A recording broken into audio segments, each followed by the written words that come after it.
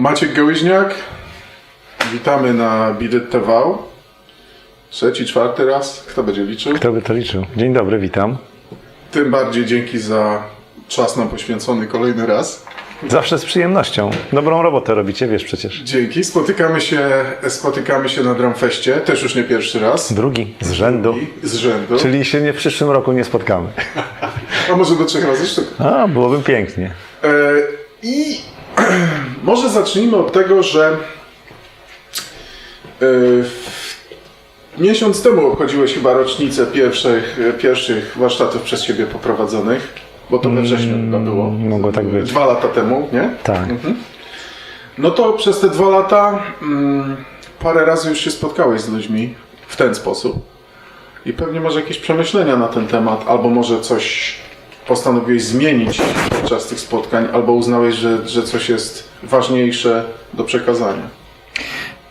Wiesz co, to bardzo szerokie zagadnienie jest, bo we wszystkich możliwych aspektach, o które zapytałeś, mam przemyślenia. Znasz mnie już trochę, więc wiesz, że kminię i analizuję, ale zupełnie poważnie i long story short, jak mówią bracia ze wschodu.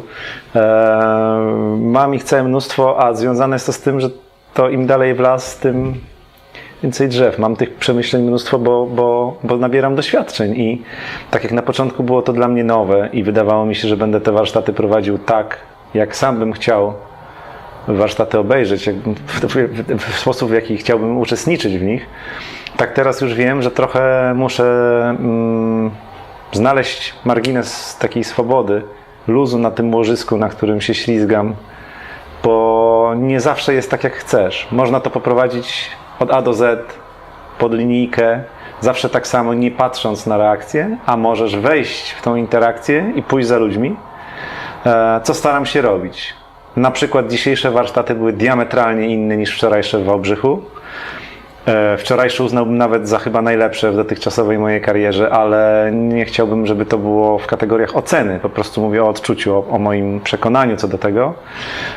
Dzisiejsze były może troszkę mniej mnie satysfakcjonowały, a wynikało to z tego, że tak jak rozmawialiśmy chwilę przed nagraniem, wszyscy czekali już na ogłoszenie wyników i wydaje mi się, że mógłbym opowiedzieć najciekawszą anegdotę oraz zagrać najlepszy film, który znam, a wszyscy po prostu byliśmy gdzie indziej. Nie to było istotą dzisiejszego spotkania, tylko to, żeby wyłonić zwycięzcę, któremu zresztą gratuluję, bo to jest człowiek, który występował w zeszłym roku również, więc chyba zrobił progres, skoro dziś Zasłużeń. tak, zdobył nagrodę. Bardzo gratulujemy.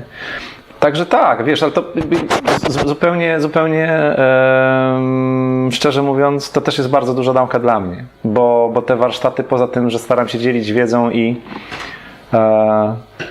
chciałbym pomagać młodszym adeptom w tej trudnej sztuce, nawet nie gry na bębnach, bo oni świetnie grają, ale w sztuce poruszania się po tym trudnym zawodzie, po jego meandrach, po tym, jak on się zmienił przez ostatnie 20 lat.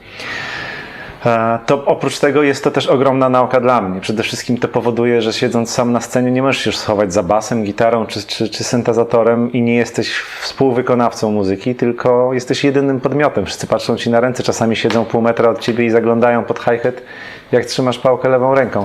To są rzeczy, które powodują, że jak to ładnie wczoraj powiedział Russ Miller, self-confidence się pojawia i mnie jest to bardzo potrzebne w tym sensie, że potrafię w tych warsztatach znaleźć również wiele dla siebie. To jest dla mnie obopólna korzyść. Zakładam, że ktoś, kto na nie przychodzi po jakąś korzyść, więc jeżeli ją ma, to ja zagwarantuję wszystkim uczestnikom, że również ja ją mam i bardzo za to dziękuję, że mogę się też wiele o sobie uczyć.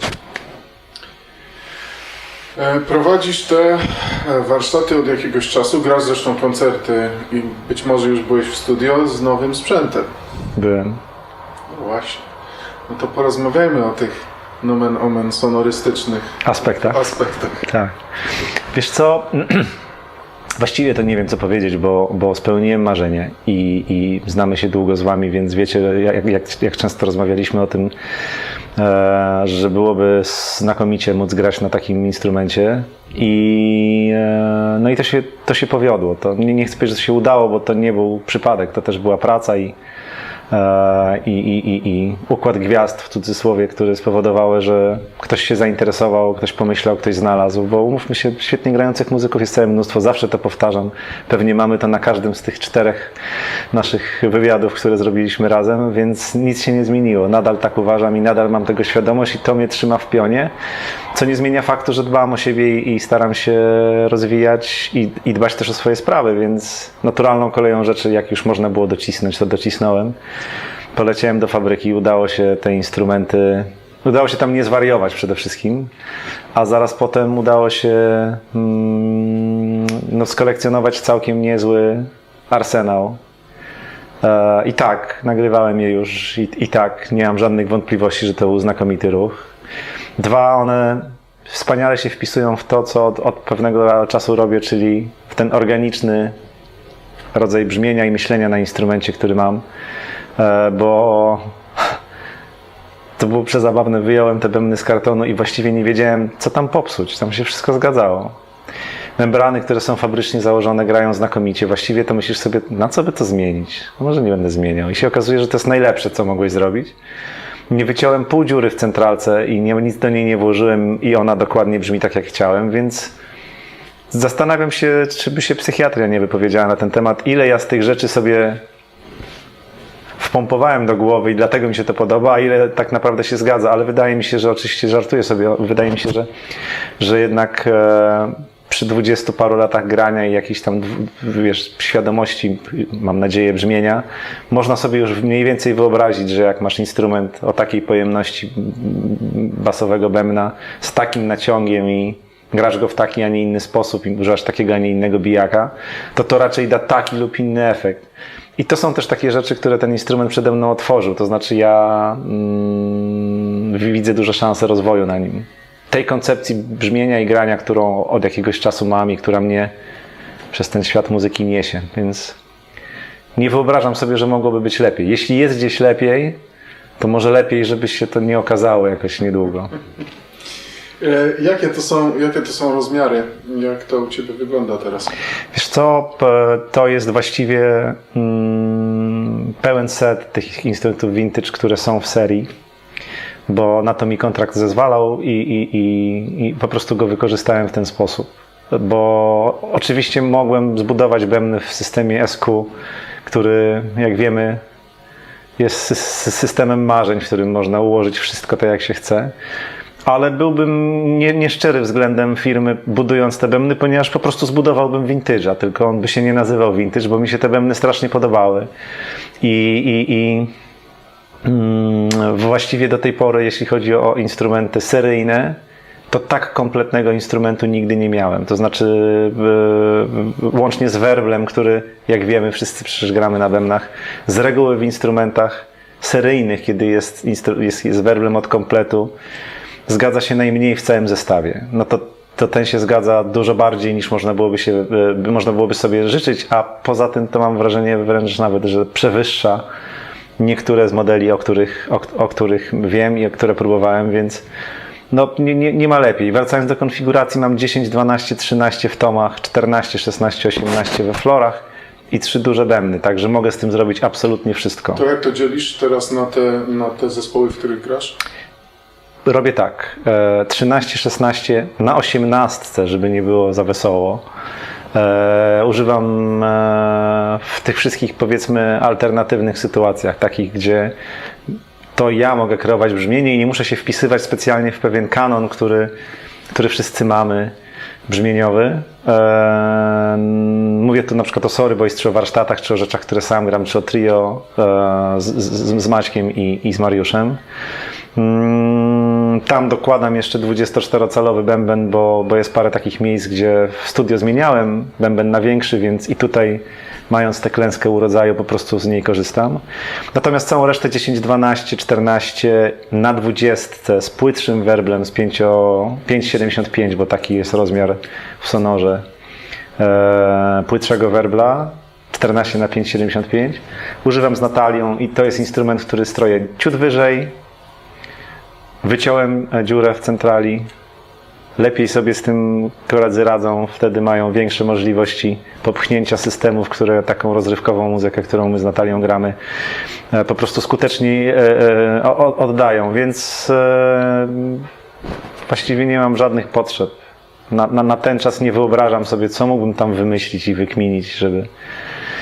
Jest to zdecydowanie kontrakt marzeń. No nie mam co do tego żadnych wątpliwości, że spełniło się po prostu jedno z największych marzeń każdego bębniarza, że możesz mieć właściwie każdy rozmiar każdego instrumentu w danej serii. Oczywiście, gdybyś mnie zapytał, czy mam pomysł na jakieś nowe brzmienie, to oczywiście z radością bym ci odpowiedział, że oczywiście mam, ale też nie chcę sam względem siebie być zachłanny, bo mam wszystko, czego mi potrzeba. Są to naprawdę wybitne instrumenty, znakomicie wykonane przede wszystkim. I to, co może nie wszyscy mają świadomość, jest to 1:1 kopia Teardropa z 50., 60. lat, bo takiego mam i wszystko jest tak samo. Jest oczywiście zrobione z użyciem nowych technologii, co też pozwoliło wyeliminować te rzeczy, które w starych, vintage'owych bębnach często kulały, jakieś gwinty, tego typu historie. To wszystko jest zrobione tak samo, ale od nowa, natomiast korpus jest niedotknięty, nie jest zmieniony w ogóle. Jest półokrągła 180-stopniowa krawędź. Idealnie. Znam takie jedne dosyć drogie bębny customowe, w których trzeba było za to dopłacić, a tu się okazuje, że jest, po prostu się wyjmuje i je. No tak. Skoro już o sprzęcie, to od czasu jak Dla odmiany. rozmawialiśmy, to również w Pałach nastąpiły jakieś wydarzenia. Tak, to jest zabawna historia, bo jak wiesz, nie będziemy ukrywać przed waszymi widzami, że znamy się prywatnie i nieraz rozmawialiśmy przecież. Mam taką zasadę, że nie wchodzę w rzeczy, których nie używam. Po prostu wydaje mi się to być po pierwsze ciut nieetyczne, po drugie zupełnie głupie, że się używa czegoś tylko dlatego, że jest na dobrych, korzystnych warunkach. Więc po te pałki po prostu zwyczajnie poszedłem sobie do sklepu, grając koncert w Filharmonii w Kaliszu. Wziąłem sobie 2 czy 3 komplety różnych i one mi się podobały już na rozgrzewce w garderobie na padzie. Przede wszystkim ze względu na ten grip, na ten uchwyt, który mają, bo są malowane, jak wiesz. I pomyślałem sobie, kurczę, ja mogę w końcu tak trzymać pałkę, jak zawsze chciałem, czyli właściwie jej w ogóle nie trzymać, bo ona nie wysuwa się z ręki, mnie się specjalnie dłonie nie pocą, więc mam problem w ogóle z pałkami, z wyborem pałek, bo nie wiadomo, czy lakierowane, czy nie lakierowane. Te wypadają ci już przy nabiciu, a tamte w połowie zwrotki, a te nie, po prostu mogę nimi grać w taki sposób, jak chciałem. Zadziwiające jest to, że mimo tego, że nie są amerykańskiej produkcji, bo przecież są szwedzkie, to są świetnie wykonane. Są wykonane znakomicie. Nawet ktoś mi opowiadał, jak się to robi, bo tam są jakieś kamienne żarna, które tą pałkę szlifują, w związku z czym ponoć się nie otwiera, nie otwierają się pory drewna. Natomiast